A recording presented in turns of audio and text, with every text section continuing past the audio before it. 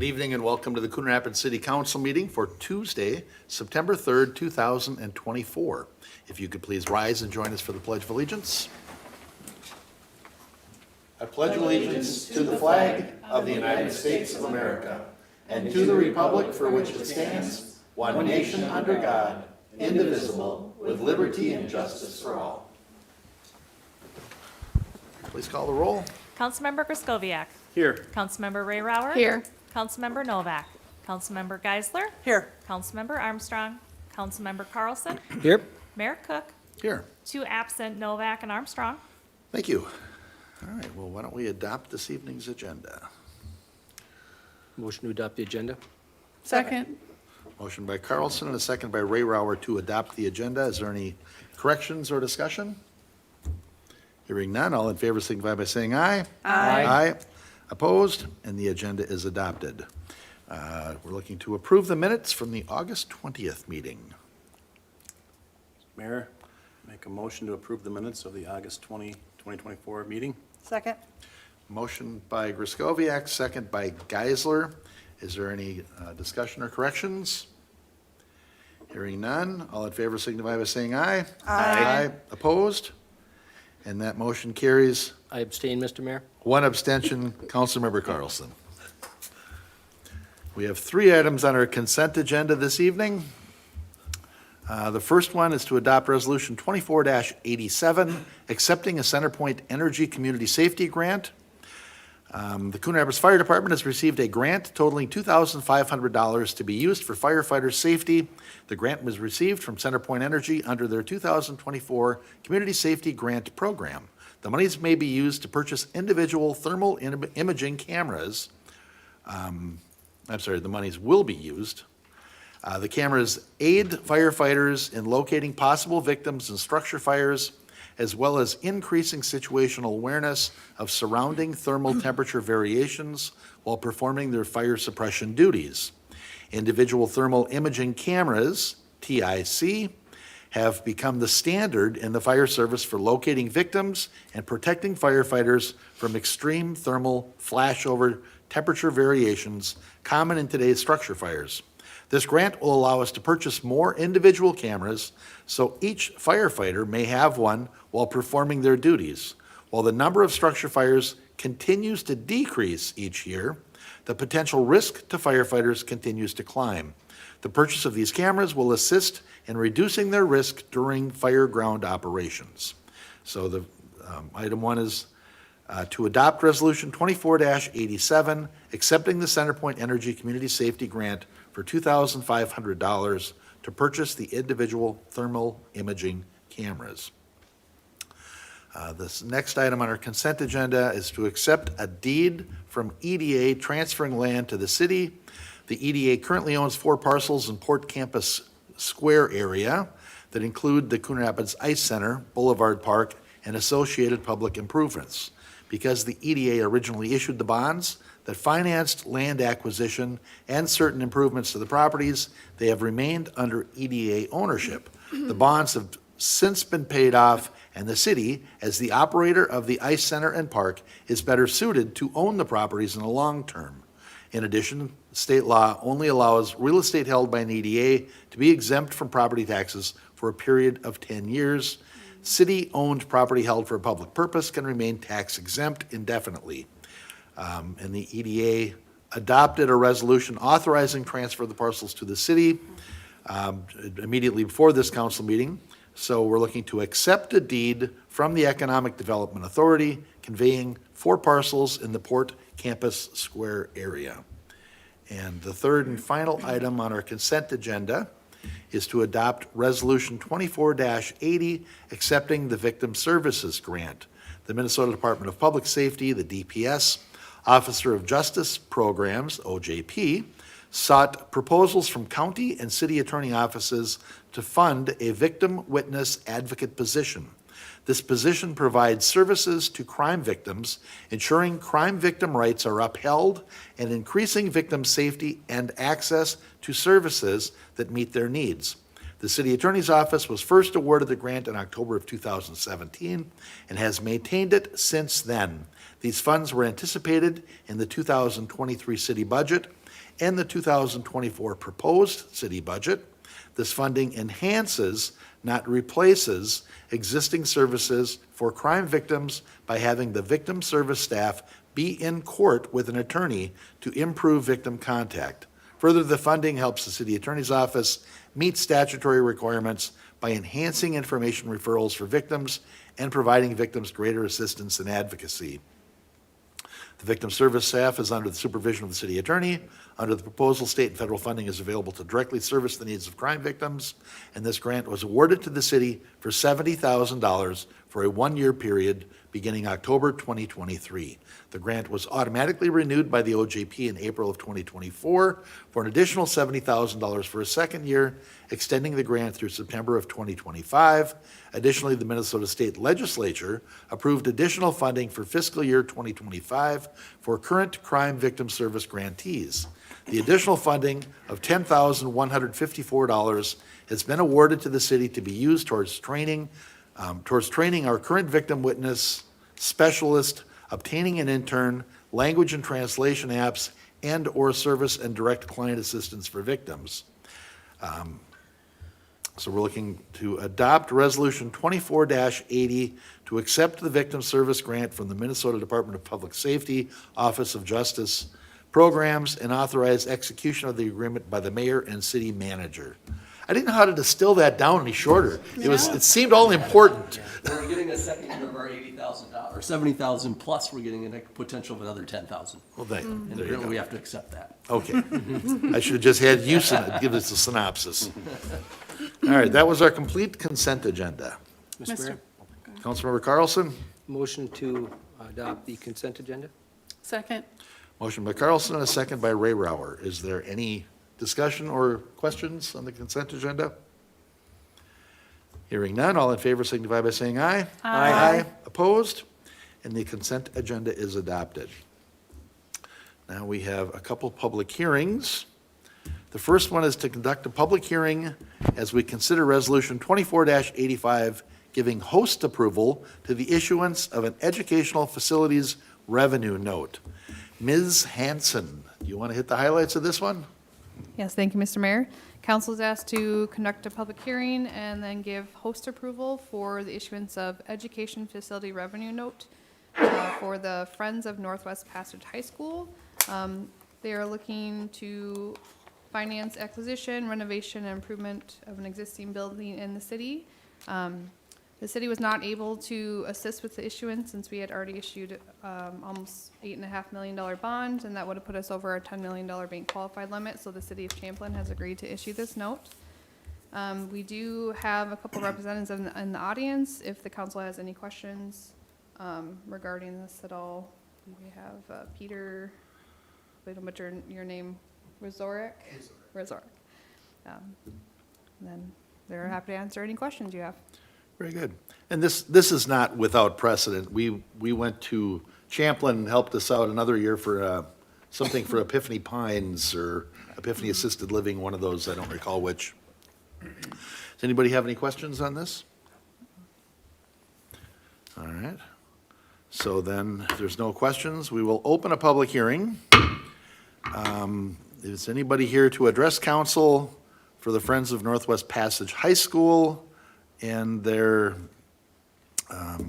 issuance and our issuance of an educational facilities revenue note?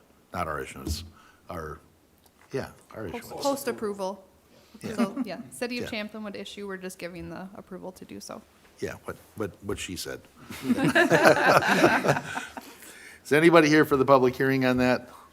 One more time, anybody for the public hearing on that? We'll close the public hearing and look for a Mr. motion Mayor? from Councilmember Geisler. I'll make a motion to adopt Resolution 24-85, giving host approval to the issuance of a conduit education facilities revenue note. Second? Motion by Geisler and a second by Carlson. Is there any discussion on this?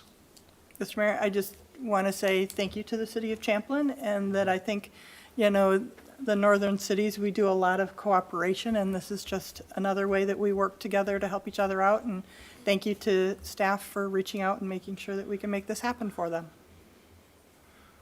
All right. And Mr. Mayor, Councilmember And just, Kraskowiak. my understanding, no financial obligation here for the city of Champlin or the city of Coon Rapids, but in exchange, what we get is, I was just driving by that property on Robertson Drive just a couple weeks ago, and it does look like it's in need of some renovation, so I'm excited to see that some money's going into it, getting it renovated, getting it back up to speed, and again, appreciative of the city of Coon Rapids and Champlin on this one. All right. We have a motion and a second. Any further discussion? Hearing none, all in favor signify by saying aye. Aye. Opposed? And that motion carries. Thank you. Item 6 is to hold an assessment hearing and consider resolutions 24-81, 24-82, 24-83, and 24-84, approving the miscellaneous 2024-2 assessment levy. Ms. Hanson, again. Thank you. Following the assessment hearing, the council is asked to adopt resolutions for unopposed miscellaneous special assessments. As of 4:30 this evening, the amount was at $147,000. All right. Any other questions before we open it up? All right. Then we will open the assessment hearing. Is there anybody here to address council over the assessments here? Mr. Brody, am I doing something wrong? Your Honor, I would just point out that this is any person's last opportunity if they want to object to their assessment. So this would be the opportunity. Just want to make sure that people are aware of that. Oh, all right, very good. So this is their last opportunity to object to these assessments. And the hearing continues to be open. Is there anybody here for the assessment hearing? All right, we are going to close that and consider resolutions. Mr. Mayor, Councilmember Rayrauer, I make a motion to adopt Resolution 24-81, adopting 2024 Sub-2 miscellaneous special assessments unopposed 1 year. Can these be together? And adopt Resolution 24-82, adopting 2024 Sub-2 miscellaneous special assessments unopposed 3 year. And adopt Resolution 24-83, adopting 2024 Sub-2 miscellaneous special assessments unopposed 5 year. And adopt Resolution 24-84, adopting 2024 Sub-2 miscellaneous special assessments unopposed 10 year. Second? motion by Rayrauer and a second by Geisler. Is there discussion on this? Mr. Mayor? Councilmember Geisler? I think it's just, maybe just to let the public know of, the 1 year, the 3 year, 5 year, 10 year. Those terms are dictated based on the amount of the assessment. So amounts up to $1,000 are payable in 1 year, up to $5,000 are payable in 3 years, up to $20,000 are 5 years, and anything over $20,000 is a 10-year. So that's just why there are 4 different motions. Very good. And that total amount of the miscellaneous assessments as of tonight is $147,000. Okay. All right, we have a motion and a second. Any further discussion? Hearing none, all in favor signify by saying aye. Aye. Opposed? And that motion carries. And we're up to item 7, and it looks like we've got a Mr. Brown Dog and Pony Show over there. Yes, good evening. So yes, we have a site plan application. Family Promise of Anoka County is proposing an 8-unit multifamily building on some property in the Port Evergreen district. So this is just off of 94th Avenue, block off of Coon Rapids Boulevard. The site currently just under 1.5 acres, has a single family house on it. That house would be retained as part of this proposal. Family Promise, I'll note too, also owns an office building where it operates its office on Coon Rapids Boulevard, just across 94th Avenue there. You had seen a similar project in a work session just about a year ago. There have been some modifications to the proposal since then, but quite a similar proposal. The zoning is the Port Evergreen zoning district, which allows a variety of both commercial and residential uses. Comprehensive plan designation is commercial mixed use. The site plan shown on the screen here, again, for an 8-unit residential building. The existing single-family house would be integrated into the project, so a total of 9 units. The building would be oriented toward 94th Avenue. Driveway and parking area, the proposal would include 13 parking spaces. We'll talk a little bit more about parking in a moment. But the site plan also includes a children's play area, a pet area, also an infiltration basin at the southeast corner of the site. In terms of building materials, the proposal meets all of the requirements of the Port District and the River Rapids Overlay District, so it would be primarily fiber cement siding, brick along the first floor. There are a total of 3 2-bedroom units proposed, so our zoning code minimum size for a 2-bedroom unit or a 2-bedroom unit is 700 square feet. These units are proposed to be 850 square feet. Proposal also includes a total of 5 efficiency units at 528 square feet each. The code has a 500 square foot minimum for those units. You can see here the first floor plan, so it includes a community room, kitchen, playroom, a couple units on the first floor, laundry on the first floor, and then the second floor, couple more 2-bedroom units, and then 4 more efficiency units. There's the front and rear elevation, again a combination of fiber cement, board and batten siding, lap siding, and brick. Here are the north and south elevations.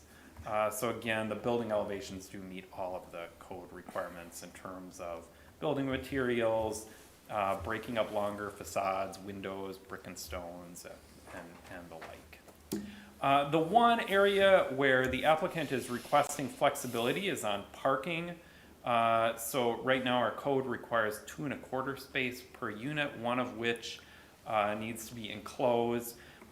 This project is geared toward families coming out of homelessness who are unlikely to own 2 or 3 vehicles. So the applicant is proposing that 13 space surface lot on the site. As I mentioned, they also own the office building that's across 94th Avenue, which has a total of 43 spaces on it. So they would be able to meet the 2 1/4 spaces per unit if some spaces in that existing office building lot are dedicated toward this project. So we are recommending a condition of approval that a shared parking agreement is in place between the 2 parcels so that this project has use of those parcels. There wouldn't be any enclosed parking spaces, of course, but there would be more than enough parking spaces available on that site. So that existing office building would require 10 spaces per the code, so there would be 33 additional spaces that would be available for this new project. So, Mr. Brown, so is there like a deed restriction that goes on that property so that it can't be sold separate from this then, or how does that work? That's what we're proposing, that a shared parking agreement of some sort that staff would review to ensure that it, has appropriate language to really, to make clear that those parking spaces are, to be used for this project. And here's a drawing showing those parking spaces. One of the other conditions we're recommending is that existing office building parking lot is striped. Right now, it's kind of a big informal parking area, so we are asking that it is striped and it's just clear which spaces are dedicated toward to which use. So again, that parking is the one flexibility request for the enclosed parking and the off-site parking, since it is across the street. And our recommendation is approval with 12 conditions. The Planning Commission considered this site plan application at its August meeting. No one spoke at the public hearing, was unanimous.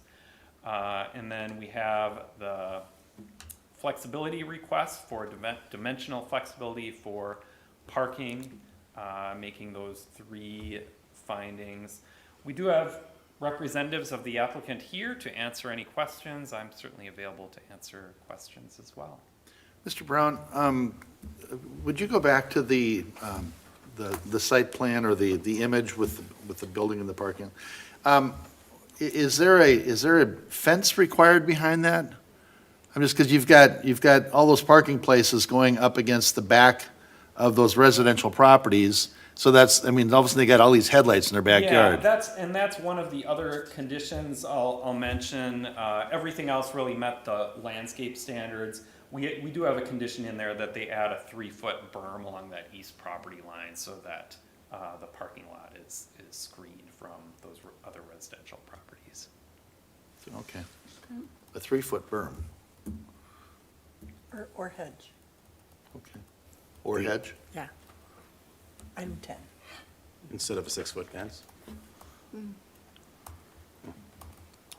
I mean, that is certainly up to you as to what constitutes the screening. That is our recommendation. If you have a different preference, that condition can certainly be Okay. modified.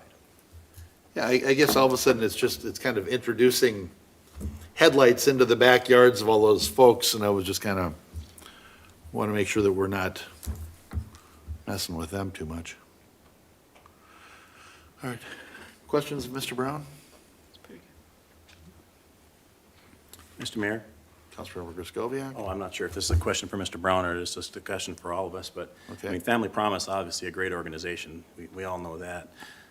I've never seen an agreement with the parking that gives proof of parking on the other side of a city street. Do we have any precedent about that? Do we have any concerns with crosswalks or anything of that nature?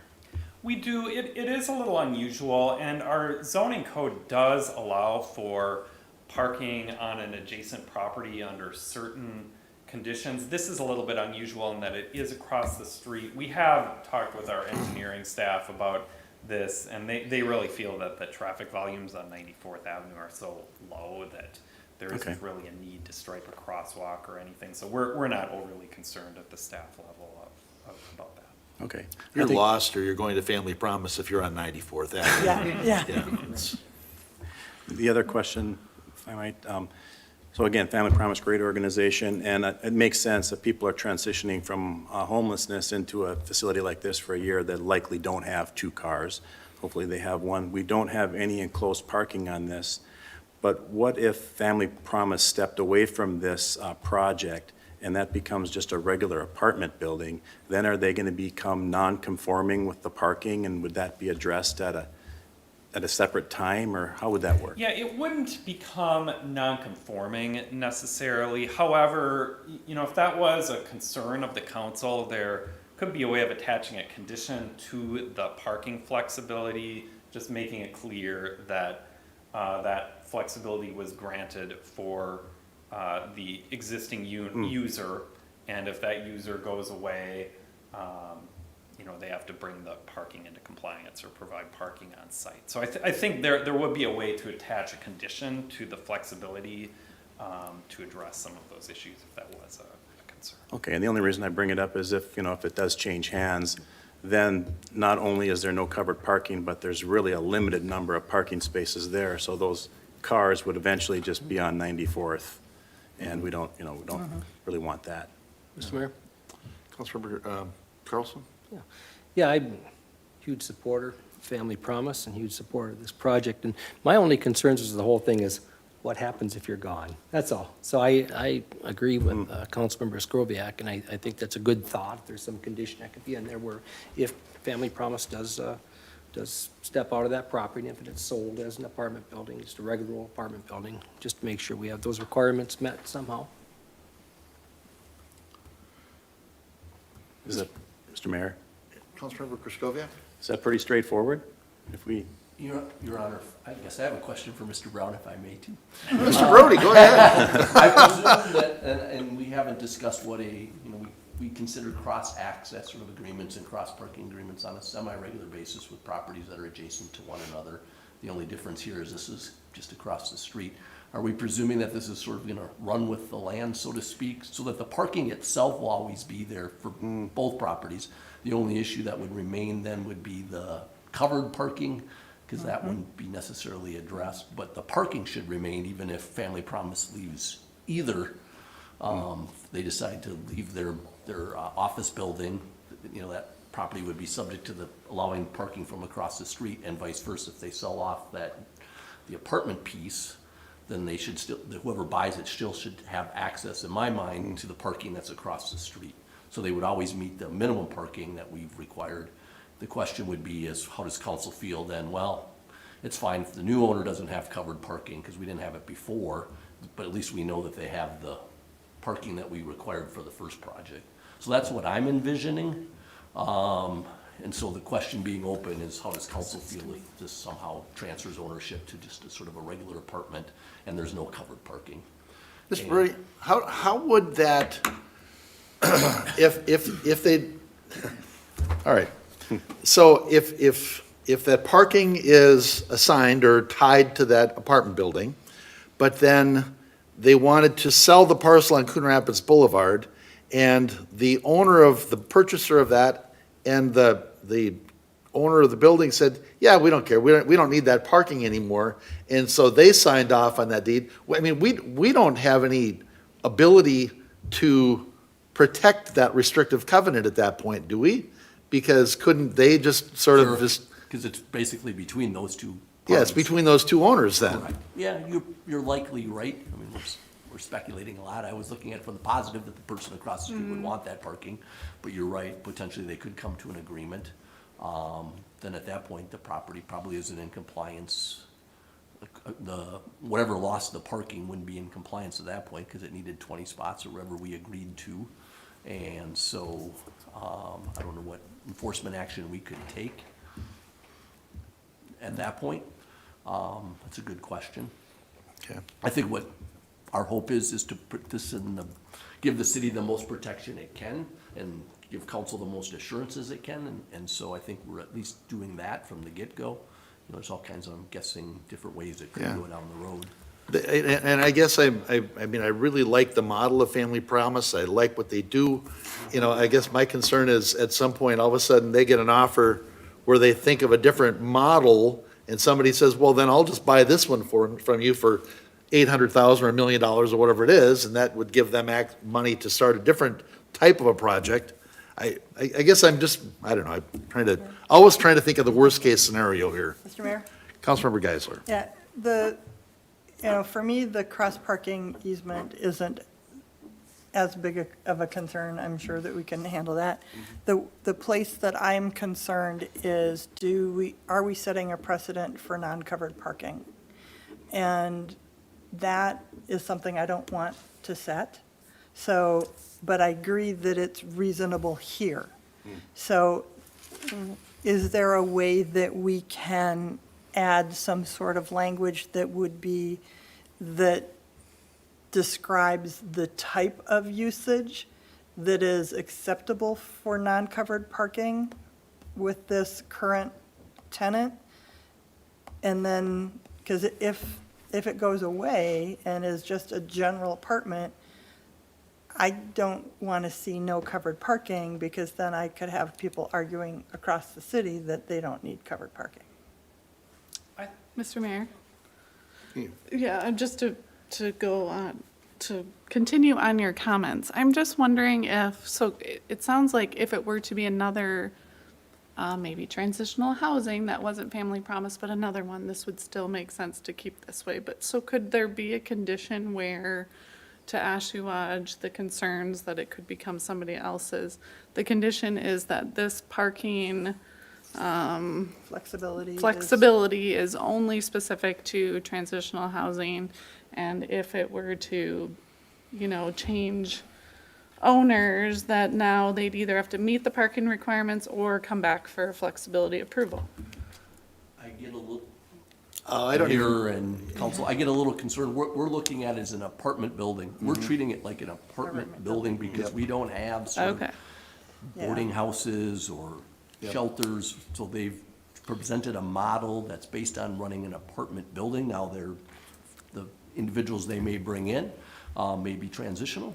At some point, they might not be. But, so I think staff has looked at it, and what we've been proposed Okay. to by Family Promise is that this is traditional apartment. Now, who they tend to serve, that's up to them, but they're gonna, it's gonna be run, it's gonna be built like a traditional apartment building. At least that's my understanding. So I get a little worried, legally or otherwise, that we start sort of parsing it out based on its use, when really what we're looking at is an apartment building. So then, That needs some back- parking flexibilities. Or, Mr. Mayor, is it, So then a it's, multi-family that is 10 units or less, we could get, I'm just trying to, where are we setting that precedent for no covered parking?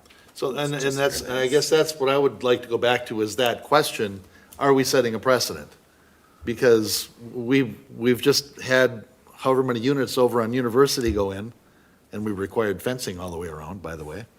I guess I'm wondering about that. I would say with the flexibility provision, the council does have a lot of latitude as to when it approves that. There are those 3 findings that can be made. So I do think you can tie those to a specific site or situation.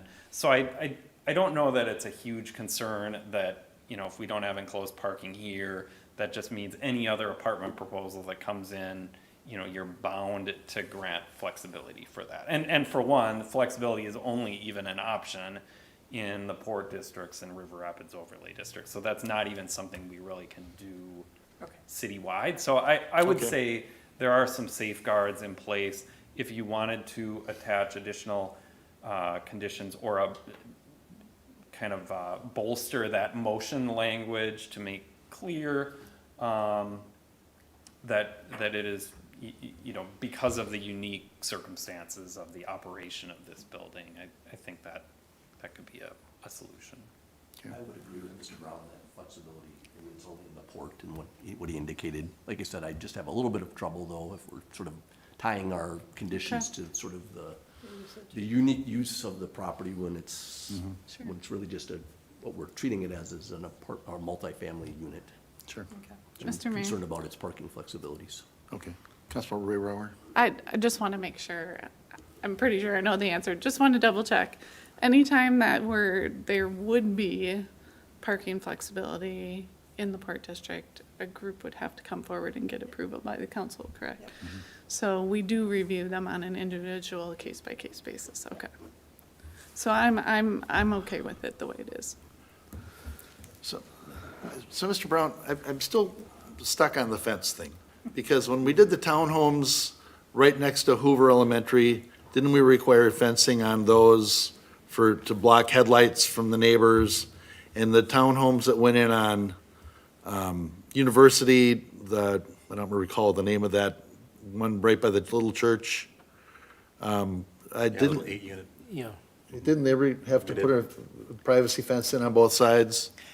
Yeah, and the landscape standards do offer some different options, whether it's a berm, hedge, fence for screening. There is screening that's required.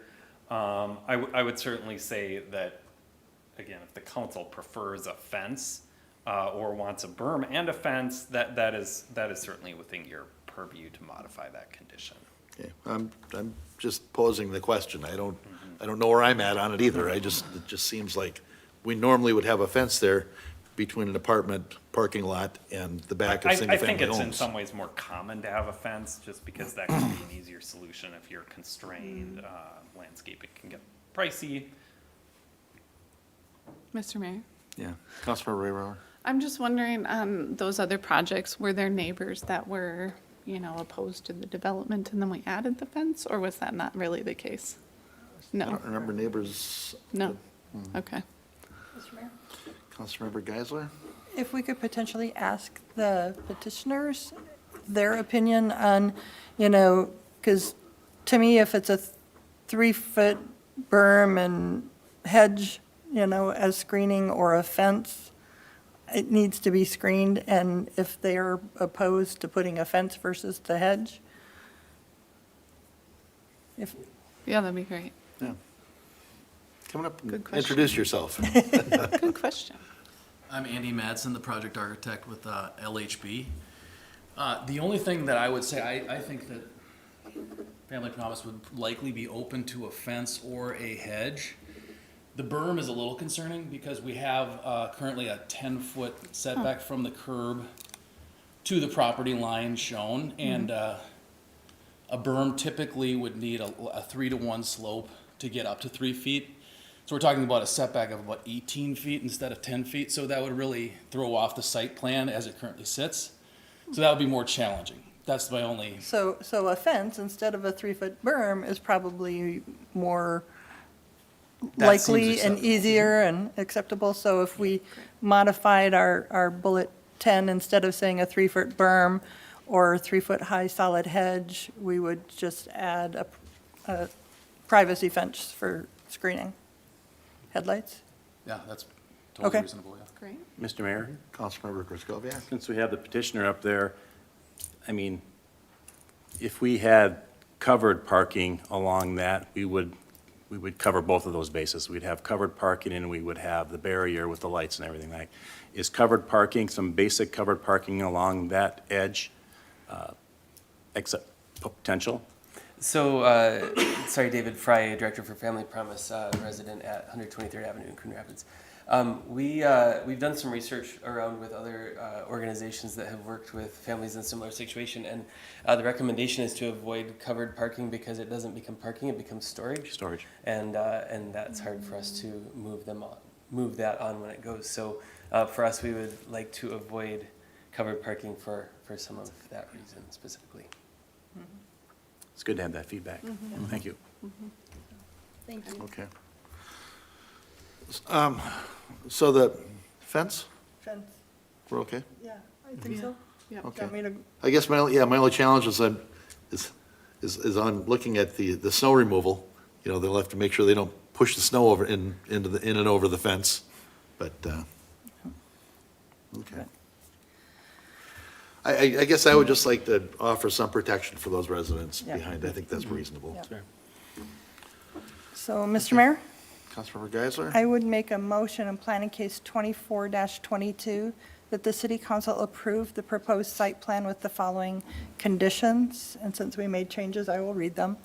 1, all engineering comments be addressed. 2, all sustainability comments be considered. 3, the applicant enter into a site security agreement with the city. 4, all units on site, including the existing single-family home, be connected to city sewer and water utilities. 5, a shared parking agreement be executed between the owners of the subject property and the owners of the Family Promise Office site, PID 25-31-24-43-0044. And number 6, the parking lot on the Family Promise Office site to be used for parking for the apartment project be striped to the standards of City Code, Section 11-1202. 7, a park dedication fee of $12,690, which is $1,410 per unit for 9 units, be paid prior to issuance of building permits. 8, all parking areas are lit to 1-foot candle. 9, a right of entry agreement be established between the city and property owner to provide city access to hydrants located outside of the public right-of-way. 10, a 6-foot privacy fence be provided between the parking area on site and the adjacent single-family residential parcels, with a review and approval by staff. And 11, all signage is subject to separate sign permits. And 12, the applicant work with staff to ensure the facade and roof materials are appropriate. Second. So we have a motion by Geisler and a second by Ray Rower. We can do the dimensional flexibility in the second motion? Yes, that would be my recommendation. Okay. And then the thing on the parking, the shared parking agreement, would that ever be written as like a non-revocable or something? Well, I would assume that it's going to run with the land and be land. recorded on the properties, would be my intention, and that I think gives us the best protection or the best, nothing is a guarantee, but, and maybe we could amend that, and they've got to provide it that, city approved agreement, so if we amended the motion to include that, I think it's implied in there, but Okay, that would be my suggestion. okay. And then, Mr. Brown, does that, the way she talked about the fence, that gives you the ability to make sure we get a nice quality fence there? Yes. And Okay, you can make sure it's in the right space and all that good stuff. all right, very good. We have a motion and a second. We have further discussion on this. Mr. Mayor, is this Councilmember Skoviak, as amended? Just As amended. As amended? as amended? Okay. Motion and a second as amended. Okay. Any other discussion? Hearing none, all in favor signify by saying aye. Aye. Opposed? And the motion carries. Mr. Mayor? Councilmember Rayrower? For planning case 24-22, I move to approve dimensional flexibility for covered parking, finding that the modifications are necessary to respond to site conditions, result in better integration of uses or additional public amenities, and further the intent of the Port District. Second? Motion by Rayrower and a second by Geisler. Is there additional discussion on this? Hearing none, all in favor signify by saying aye. Aye. Opposed? And that motion carries. All right, thank you, gentlemen. It's been a long time coming here. Good luck with the project.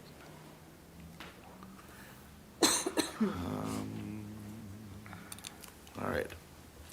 Item 8 is to consider acceptance of a petition for the establishment of Village Manor Condominium Association Housing Improvement Area. Mr. Brody? Your Honor, we received a petition from the Village Manor Condominium Association for housing improvement areas. You just indicated, we haven't done one of these in a long time. No, it's been a while. 2016-ish, so this is the first step in that process. They're a smaller association, I believe 8 units, proposing at some point when we get to it, just to replace their roofs. So this is just the first step to accept the petition and order the public hearing for October 15th. It's about a 5-month process with several council meetings in which we'll establish the housing improvement area, if that's what council wishes to do, and then go through a process to assess those units, the value of the improvements, and at that point, they'll be able to do the work. So we're just asking that you accept the petition tonight, and order the public hearing for October 15th. Okay. And Mr. Brody, we can assume that if any of these are not legitimate, that somebody will bring it up at one of the subsequent meetings, right? That some of the, Well, like as one of the if any of the signatures were faked or anything like yes, that. and we've verified at least that they're the property owners that Okay. are currently the property owners. And so, yes.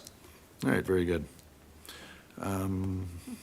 Mr. Mayor, is, Councilmember Kraskowiak. is it typical that the city get involved in a housing association like this? Used to be. Okay. Yeah, It because is I just haven't seen one, I guess. Well, it's been 2016. 2016 was the last time we did one. It's a legislative creation by statute that allows cities to sort of act as the financier of the project. It's usually when associations haven't large enough reserves, which occasionally does happen. So part of the process of this is they'll have to come up with a financial plan to ensure that this doesn't happen again. Although, to be frank, this individual, or this property, or this association was here in like 2003, so it's been about 20 years, and we did allow them at least to proceed with the petition. You're also not obligated by accepting the petition tonight to do anything. This is just the first step in that statutory process. And you'll get a lot more information as we proceed, as will the We did the property owners. carriage homes off of Robinson Drive, I think was their last project. Earlier than that, all of the really nice big townhomes off of Tulip Street and Silverado over off of Round Lake Boulevard was done. It's been done a number of times. Yeah, it just hasn't been recent. Yeah. Okay. Your Honor. Councilmember Rayrower, So is this a motion to accept the petition? Yes, Okay. please. in order of public hearing. I make a motion to accept the petition requesting the establishment of the Village Manor Condominium Association Housing Improvement Area and order a public hearing for October 15th, 2024 at 7 PM. Second. Motion by Rayrower and a second by Carlson. Is there further discussion on this? Hearing none, all in favor signify by saying aye. Aye. Opposed? And that motion carries. Item 9 is to consider resolutions ordering preparation of feasibility report and plans for Project 25-1 Street Reconstruction. And Mr. Himmer, anything you want to hit on here? Yes, Mr. Mayor, Council, we're looking at approximately 4 miles, mostly on the north side of town, adjacent to Main Street, also a smaller section on the border with Andover. It's our typical reconstruction. Mr. Hanson was in work session with you maybe about a month or so outlining these areas. This is just the first step in that 429 process, moving forward with that feasibility. It's our typical reconstruction, a little bit of cast iron replacement in there. Mark will come back detailing the scope of that, the estimated cost, the assessments, all of that at a future date. So I'm happy to answer any questions you might have right now. Very good. Any questions of Mr. Himmer? Mr. Mayor, Councilmember Carlson? make a motion to adopt following resolutions necessary for Project 25-1 as part of the 2025 Street Reconstruction Program. A, adopt resolution number 25-1 sub 3, ordering preparation of feasibility project. And B, adopt resolution number 25-1 sub 6, ordering preparation of plans. Second. Motion by Carlson, a second by Geisler. Is there any further discussion on this? Hearing none, all in favor signify by saying aye. Aye. Opposed? And that motion carries. Item 10 is to consider an introduction of an ordinance to amend 8-200 waste collection and recycling. Mr. Brody. Mayor and council members, as we discussed at the work session earlier, but for the benefit of those now watching, this is kind of a culmination as we had explored last year, organized hauling, and when we ultimately decided to go in not in that direction. We did want to make some changes to the waste hauling portion of that 8-200, so we would propose some changes based on input from staff and council. I've highlighted the main ones in the memo. The biggest one is that we have 5 active haulers, and we would limit it to 3. However, those 5 that are currently active, who have the license and provide residential garbage service, will be able to continue to do so as long as they continue to apply and receive a license. We've had some issues with complaints about some of our haulers and things like that, so we've come up with a couple of different ways to try to address that. One is kind of a 5 strikes and you're out process that we've incorporated into this new proposed ordinance, as well as an administrative fine penalty piece as well, where if people or haulers have individual violations, that they could be fined for those with that. And each process comes an appeal process as well. There's a couple other minor changes that are listed in the ordinance. So tonight, we're just here for introduction, and if you have any questions, I'm open for those. Otherwise, we'd ask that you introduce the ordinance, and we would bring it back for adoption at the next meeting. Very good. And Mr. Brody, the appeal process would ultimately, they could appeal it to the council, correct? Correct, I believe under one. I think under the administrative fines, we've kind of gotten a little bit more unique in that initially they'll go to a Board of Adjustment of Appeals? hearing officer, which we use like in our dog cases and things like that. Sometimes that becomes more effective, more efficient, often quicker. Sure. And so, but generally, in the end, they do have an opportunity to come to council. Okay, very good. Your Honor. Councilmember Rayrower, you have questions? Was just going to share that this was a long process, and we have had intense discussions and thorough discussions, both within the council and with the haulers. And coming out of that, we really came to some great protections here and some great changes to our ordinance that will make sure that we don't have more than 5 haulers within the city. And if any of those leave, that we will reduce to 3 haulers over time. If they chose to leave. And that way we reduce, because we had a lot of complaints from city residents about noise and traffic on hauling days, and so this would reduce that. But also, we were very divided as a city. There were some who were interested in going to a single waste hauler, but for as many as were interested, there were many opposed to it. So this way we do some of those things that our residents want without moving in that direction. So very happy about that, and just wanted to share. Mr. Mayor? Councilmember Yeah, Geisler? one comment. The key thing that I think that we're proposing here in these ordinance changes are that we want quality services for our residents. And, you know, a key change is the five strikes policy, and that if there are haulers that, you know, trash pickups regularly, and we get a lot of complaints from those. So we want our haulers to be responsible and doing the right things and meeting our standards. So this is our way to first make sure that we've got good haulers in our city. And so I'm looking forward to seeing this come back after it's been introduced.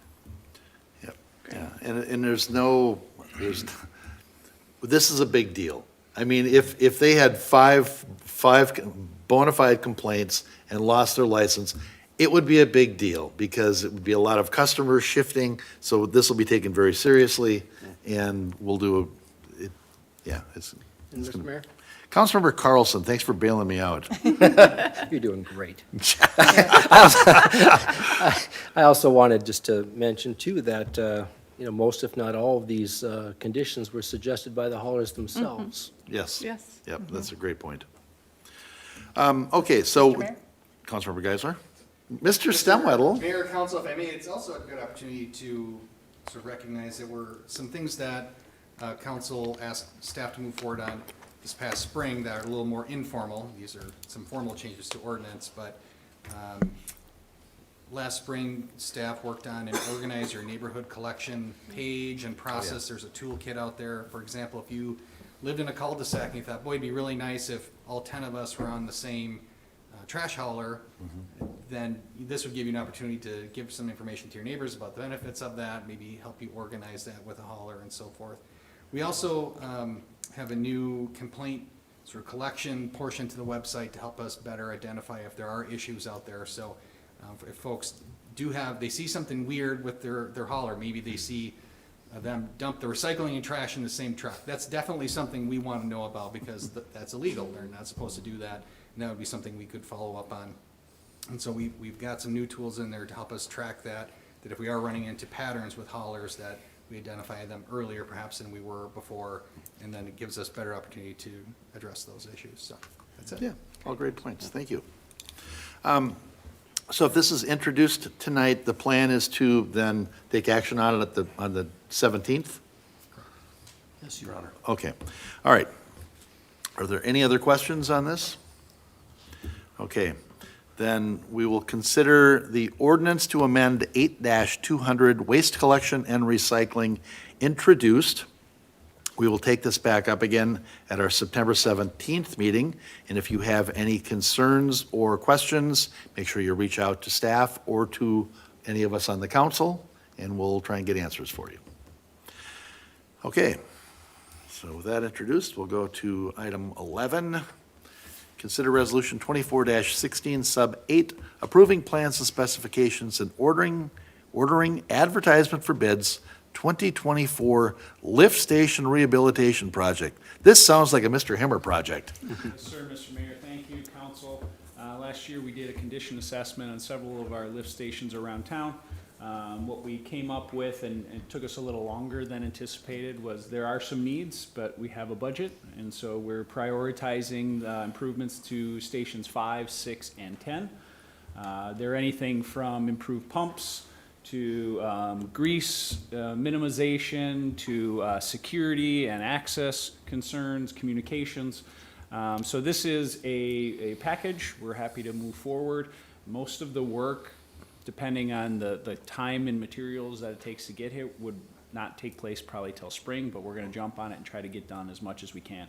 It's included in this year's budget. I'm happy to answer any specific questions you have, but we'd like to get this out for bid and see what kind of pricing we get. All right. Any questions for Mr. Himmer? Your Honor. Councilmember Rayrower? I make a motion to adopt resolution number 24-16 sub 8, approving plans and specifications and ordering advertisement for bids for City Project 24-16, the 2024 lift station rehabilitation project. Second? We have a motion by Rayrower and a second by Carlson. Everybody wants to just keep this stuff moving out of town, Tim, so. Any discussion on this?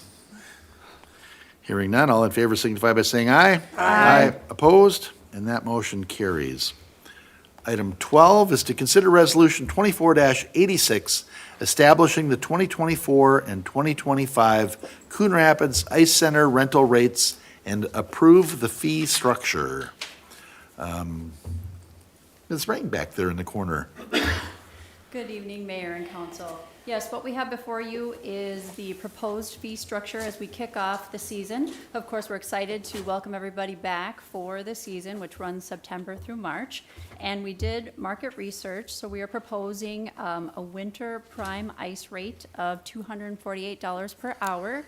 Our non-prime at $192 per hour. Spring, summer, same price. Our outdoor ice at $105. Those fees very much are competitive within the marketplace. They're also about 4% over last year. Inflationary increase, we also believe it's just the right spot to be for our pricing. We did some other price adjustments that were just slight that affected skate sharpening and some room rates. Room rates have not been raised for over 4 years, so we looked at that to increase those slightly. And those are the main areas that had adjustment changes. So if you have any questions, I'm here to help. All right, very good. Now, so will this have the ice center breaking even now? Mayor and Council, I'm not going to promise that. It'll help in its own way. All right. Mr. Mayor, Councilmember Geisler. I'll make a motion to adopt Resolution 24-86, establishing the 2024-2025 ice rental rates for the Coon Rapids Ice Center and approve the 2024-2025 Coon Rapids Ice Center fee structure. Second? Motion by Geisler and a second by Carlson. Is there further discussion on this? I haven't gotten a call from Jay, so I'm thinking we must be okay with the Blue Ox over there. All right, all in favor signify by saying aye. Aye. Opposed? And that motion carries. Item, what are we at here? 13. I wrote in the wrong one. Consider approval of the 2024 and 2025 Ice Center user contracts. Again, Ms. Ring. Thank you, Mayor and Council. The contracts before you are our standard contracts where we update the terms with the new price fees. We have user groups that abide by these contracts. You already mentioned the Blue Ox junior team hockey. We have Coon Rapids Youth Hockey. We have Anoka Hennepin School District. And we have a couple other contracts that reflect other elements of a training room and storage. So these are our standard contracts that we have had. And again, we are excited to welcome all our groups back for the season. Very good. Any questions of Ms. Ring? Your Honor, Councilmember Rayrauer? although I'm not super excited about the season of winter coming, I am excited to welcome them back. So with that, I make a motion to approve the proposed 2024-2025 Coon Rapids Ice Center annual user contracts with Anoka Hennepin Independent School District Number 11, Coon Rapids Youth Hockey Association, the Minnesota Blue Ox, Minnesota Wild Sled Program, and Power Edge, and authorize city officials to execute accordingly. Second? Motion by Raybauer and a second by Carlson. Is there further discussion on this? Hearing none, all in favor signify by saying aye. Aye. Opposed? And that motion carries. Item 14 is to consider Resolution 24-79, establishing the preliminary 2025 tax levy. Ms. Hanson. Thank you, Mr. Mayor. Following a work session that the City Council had here in August to discuss the proposed 2025 budget, staff is recommending the City Council adopt a preliminary 25 tax levy of $38,373,082.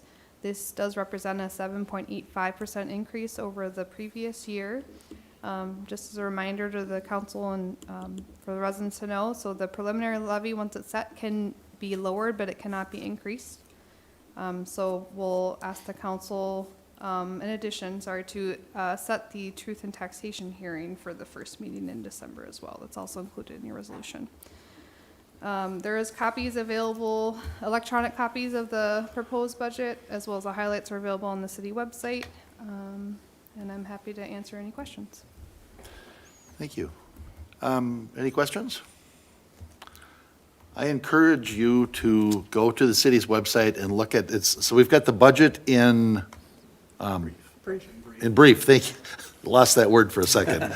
I briefly lost that word. Look at the budget in brief, and see the work that went into that. And if you're not satisfied with that, then you can, go and look at the whole budget, but hundreds of pages.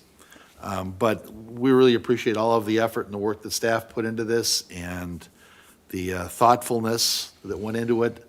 It really expresses the priorities: public safety, roads, streets, water, sewer. I mean, it expresses the priorities, and I thought it was very well done. So, Mr. Mayor? Councilmember Geisler? I will make a motion to adopt Resolution 24-79, establishing the preliminary 2025 tax levy for the city of Coon Rapids. Second? Motion by Geisler and a second by Carlson. Is there further discussion on this? Mr. Mayor, Councilmember Griscoviac. just a comment. We all worked through this. I mean, this process kicks off in the spring. We have work sessions. We express our priorities. And I think the city did a really good job this year of kind of going with our guidance on this. Most of these increases are almost inflationary in nature, but we are taking care of all of the big infrastructure projects that we need, all the core services that we're taking care of. A little bit higher increase over last year than we had looked at, and we can reduce it if we can, but I think the city's done a really good job of spending every penny wisely. As you mentioned, hundreds of pages on that budget, 331 to be exact, and it's all in there. If you want to take a look at it in depth, it's all out there on our city website. So, And when you say city, you mean staff? Yeah. staff, it's absolutely not us, it's the staff that does all the work here. Mr. Mayor? Councilmember Carlson? And this is the, preliminary, so it's not officially over yet, but staff did do a great job. I mean, this is all about priorities, and I had some questions about some of the spending that was in there, but staff, I thought, did a great job of answering all those questions, so I, certainly felt better about it. These levies, I hate to see these levy increases, but we've got to keep up on this stuff. So our priorities were in the right place. It's all going in the right place. There's no wasteful spending in there. It's a very good budget. With the pressure on wages and with 80% of our levy being personnel, it's really difficult to get it much lower. Mr. Stemwedel.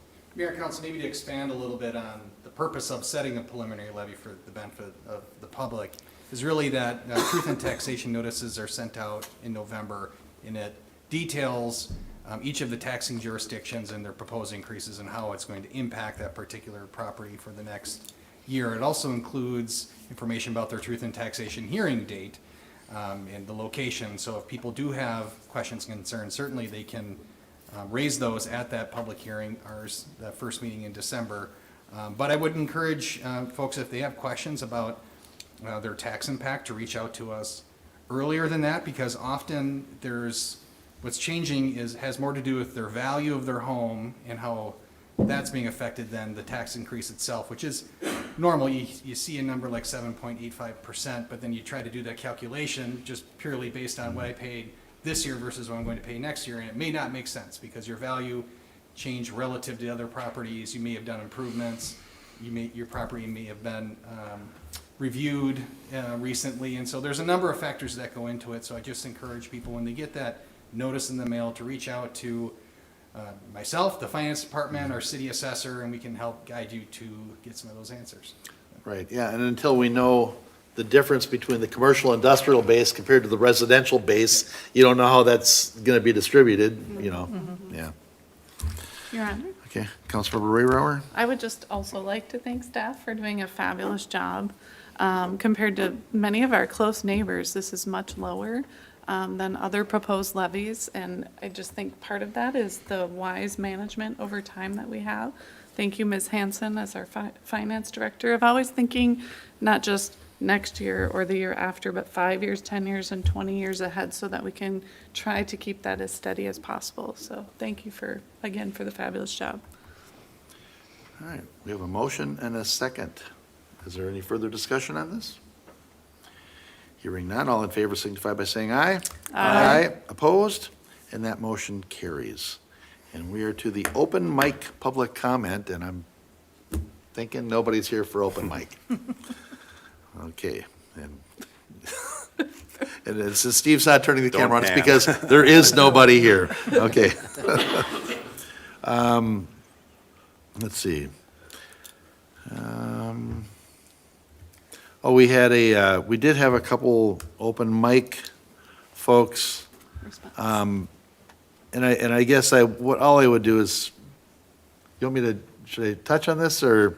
I guess there were pretty specific things, and they did get responses from staff. I do have two of them, I guess I didn't get the last one. There was a boulevard tree, and there was property maintenance issues. They were both responded to. No further action with either of them at this time, so we'll just leave it at that. Other business to come before council. First day of school for a lot of kids today. We were over at the high school welcoming back the freshmen as they were coming in. I'd like to say there was lots of bright smiling faces, but it was kind of hard to get eye contact out of a lot of them, and Mr. Pena would stay with them until a lot of them would smile, though, so. But, no, welcome back. We're looking for a good school year. And Chief, how did anything go on with back to school, buses, any issues with the police, or? No big issues. The police department will be at high school doing just the same as you did this morning, so we'll be out there tomorrow. Oh, Students tomorrow's the and- police? Yep, trying to get better eye contact maybe than. Hey, you, right here. All right, yeah, then I think fires are on Friday. Yeah, Thursday or Friday, I don't know. yeah. Chief Piper always likes to bring everything out to get their attention, so. All right, other business. You want to do our calendar of events, Sure. fun things coming up, right? Sure. So tomorrow, Wednesday, we have our farmer's market. Those are Wednesdays in the afternoon at the ice arena, and that's, I believe, 3 to 6, and it goes through the end of September.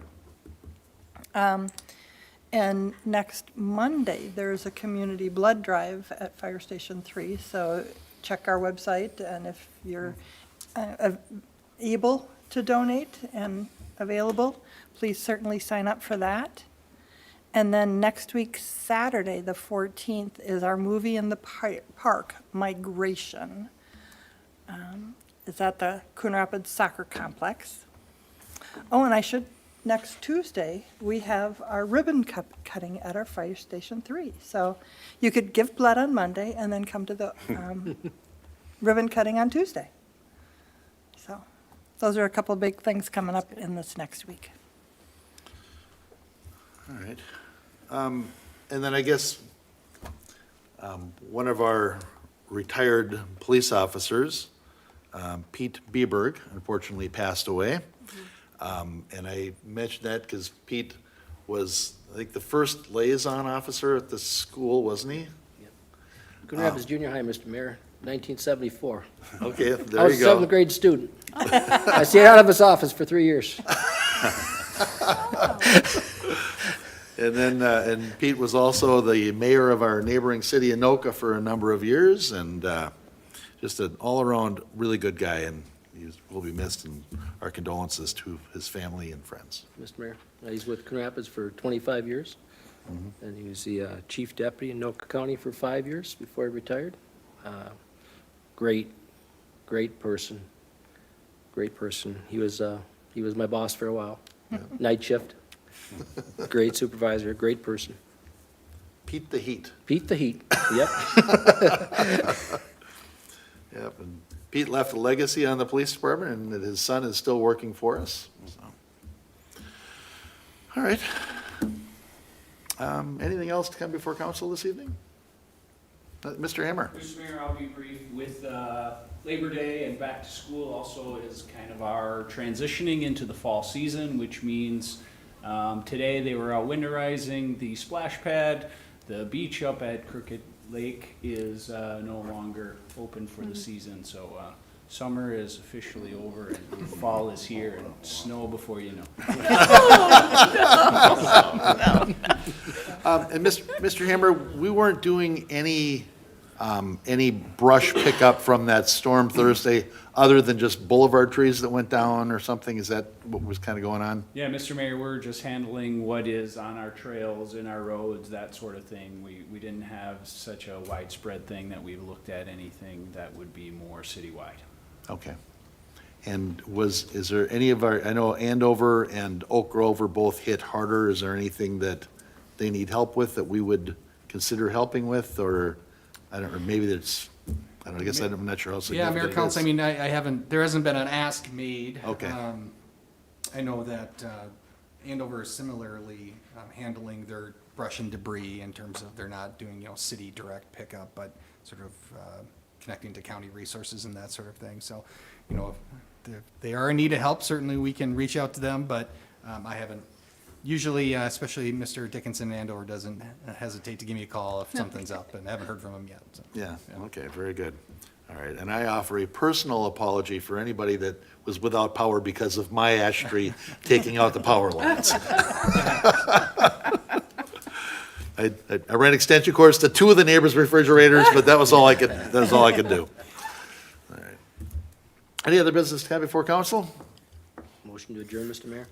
Second. Motion and a second to adjourn. All in favor signify by saying aye. Aye. We're adjourned.